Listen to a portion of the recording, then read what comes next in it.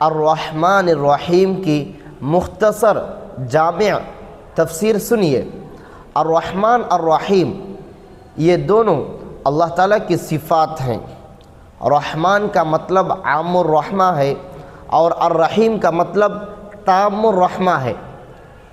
عام الرحمہ کا مطلب کیا ہے؟ وہ ذات جس کی رحمت سارے عالم کو، ساری کائنات کو، اور جو اب تک پیدا ہو چکا ہے اور جو تا قیامت پیدا ہوگا، جو چیزیں وجود میں آئیں گی، سب کو اس کی رحمت شامل ہے، سب پر اس کی رحمت حاوی ہے۔ یہ الرحمن کا مطلب ہے۔ الرحیم کا مطلب وہ ذات جس کی رحمت کامل اور مکمل ہے۔ دیکھیے یہاں پر ایک مسئلہ سمجھ لیجئے، آج کل ہمارے درمیان عبد الرحمن، فضل الرحمن نام رکھتے ہیں، کیا ان کو رحمان کہہ کر پکار سکتے ہیں؟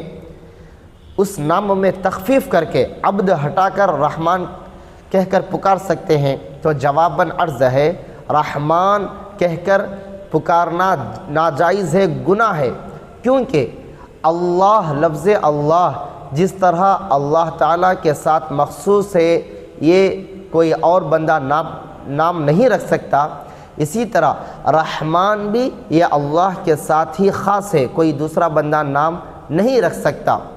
اس لیے جس طرح اللہ کا تثنیہ اور جمع نہیں آتا، اسی طرح رحمان کا تثنیہ اور جمع نہیں آتا۔